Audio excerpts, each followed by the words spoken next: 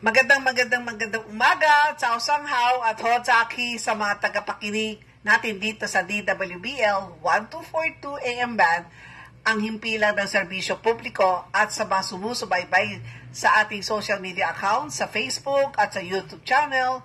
Ang iyong agaran serbisyo lady, Dr. Hilda Ong, ay lubos na nagagalak na muling maging kabahagi ng iyong umaga o anuman oras ka dyan sa iyong kinaroroonan. Masaya ako makapaghatid muli ng tamang impormasyon, tamang serbisyo at inspirasyon. Salamat sa muling pagiging bahagi sa ating masayang pagsasama dito sa programang Health and Travel at Serbisyo Publiko. Na 5 taon at 15 taon na tayong magkasama. Ngayon ay March 14, araw ng Huwebes. Ang pag-usapan nga natin ngayong umaga ay tungkol pa rin po sa BIR, Bureau of Internal Revenue. Ang pag-usapan natin ay tungkol sa Books of Accounts. Kapag tayo ay nagparehistro sa Bureau of Internal Revenue o BIR, isa sa mandato na dapat gampanan ng taxpayer. May 3 Books of Accounts ang pinapayagan ng BIR. Ito po dito sa ating bansa, ang Manual Books of Accounts, Computerized Books of Accounts, at ang Loose Leaf Books of Account. Pinapayagan ang mga large taxpayer na makaroon ng kanilang sariling computerized system. Lahat na ito ay kailangan nakarehistro sa BIR. Mahalaga ang Books of Account kapwa sa BIR at sa negosyante. Dito kasi nakatala ang kanyang mga naging kompleto at kasulukuyan, mga transaksyon, mga suportadong dokumentasyon. At dito nakabase ang ahensya. Ano ang magiging pagbabago sa Books of Account sa implementasyon ng bagong Ease of Paying Taxes Law? Alamin muli natin kina Revenue District Officer, ang ating RDO Jefferson Taboga, at CAS na si Joseph Casquejo ng Chief Assessment Section ng Revenue District Number 34 na pinamumunuan ni Regional 6 Manila, Regional Director Renato Molina. Panoorin po ninyo. Sa pagdating sa Books of Accounts, ano naman ang inaasahan ninyo na dapat magawa ng isang taxpayer? Yung preservation ng libro natin, dati 3 years. 5 years na. Naging 5 years na. Naging 5 years na.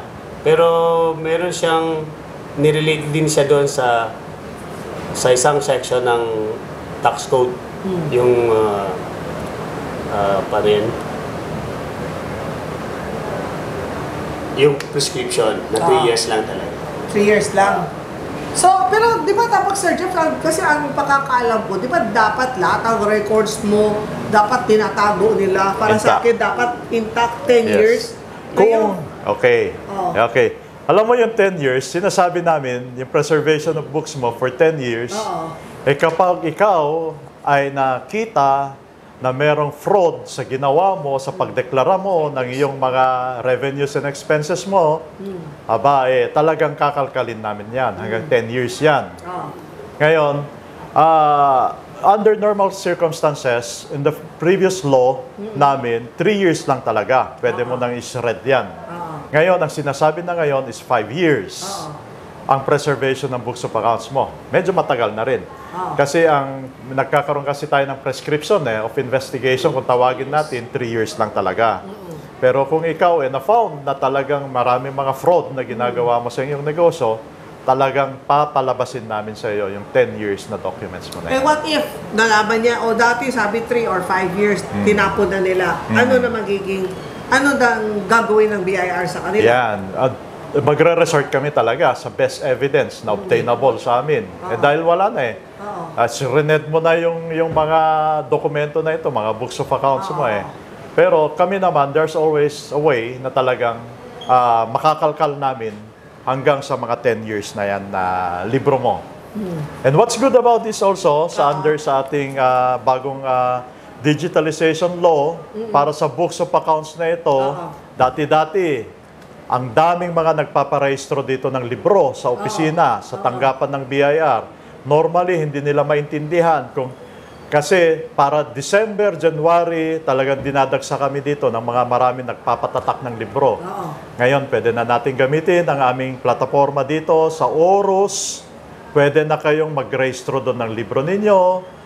I-preprint nyo lang po yung QR code na ilalabas doon sa system na yon, gugupitin nyo at ididikit nyo po sa front page ng libro po ninyo. Hindi nyo na po kailangan pumunta po dito sa BIR para mag-rehistro ng iyong mga libro. So meron dagdag na naman trabaho? Hindi dagdag na trabaho. Kaya nga, tinawag na natin, napapadali na sa inyo. Kasi pagpunta mo dito, ang daming pila ng nagpapatatak. Wherein magkuhan ka lang, pasukin mo lang yung app namin sa Orus. Nandun na. Click mo lang, registration of books. Type mo na lang yung mga pangalan, tin mo, etc. Anong klaseng book na yan. Ilalabas na niya yung QR code. Gupitin mo na yon. Tatak. Hindi mo na kailangan pakita sa amin. Pero kailangan pa rin yung kadami-daming buko sa account na binibigay ng accountant, 4 o 5 yun. Oo, meron talaga tayong mga basic books of accounts. Meron tayo. Pero tuloy talagang pa rin yun. tuloy yun. Doon ka talaga naglilista kung ikaw ay manual bookkeeping. Meron naman yung mga computerized accounting system. Yan, yung mga ganon. So Ang sinasabi na lang, hindi ka na kailangan magpumila dito para magpatatak. Kailangan pumunta dito para mapatatak. Yes. Dinadala na namin po lahat ng serbisyo sa inyong bahay para mapabilis na po ang iyong mga serbisyo ng BIR po. Talagang iniiwasan na kahit na wala ng COVID, talagang iniiwasan na basta pumunta pa sila sa mga kanilang distrito. Yes, opo. Kaya nga ito yung blessing din ng pandemic Natuto na po tayo para mapadali na lang po lahat. At your own convenience at the taxpayers' convenience na. At para maging updated po kayo, lagi po kayo tumutog dito sa programang Health and Travel at Serbisyo Publiko. Kaya nais ko muna pasalamatan ang ating RDO dito po sa RDO 34, Region 6 dito po sa Manila. Siya po ay si RDO Jefferson Taboga at ang ating cast na Maraming si salamat, Dr. Joseph Casquejo. Yan po. Na magiging suki ko yan lagi dito sa ating programa. Kaya kung meron po kayo mga suggestion, paano mga topic na hindi pa nyo naintindihan, mag-comment lang po kayo at sigurado, babalik ako. Pero kailangan kailangan ko mag-e-appointment muna sa kanila. Kaya muli po, ako si Dr. Hilda Ong, ay yung Agaran Servicio Lady.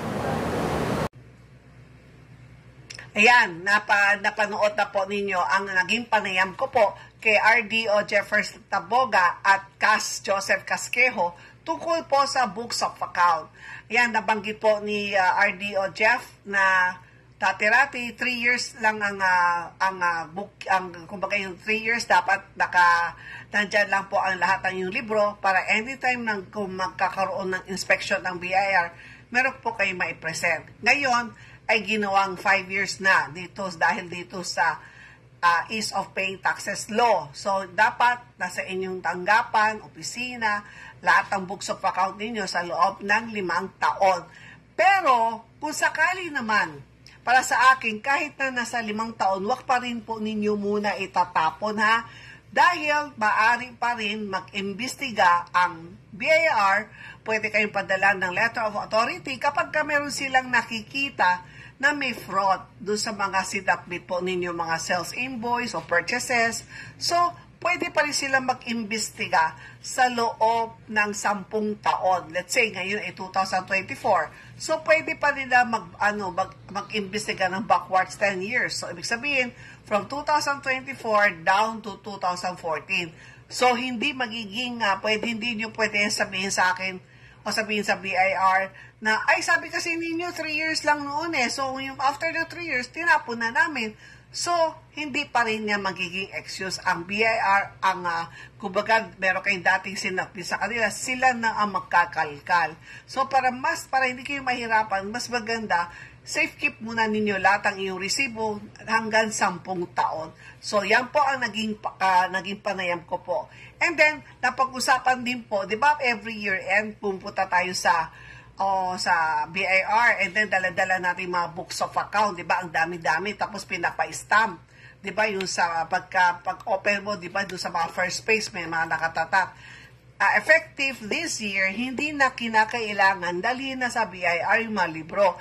Ang gagawin po ninyo, ay pupunta po kayo sa online, doon sa apps, doon sa online registration and update system o tinatawag nilang ORUS. So, doon na po kayo mag-register at yun nga, mag-register and then mag-download ng QR code. And then kapag meron na po kayong QR code, yun na lang ay i-print out po ninyo at yan ang ididikit po ninyo mismo doon sa mga books of account ninyo. So, hindi na rin po kinakailangan dalhin sa BIR.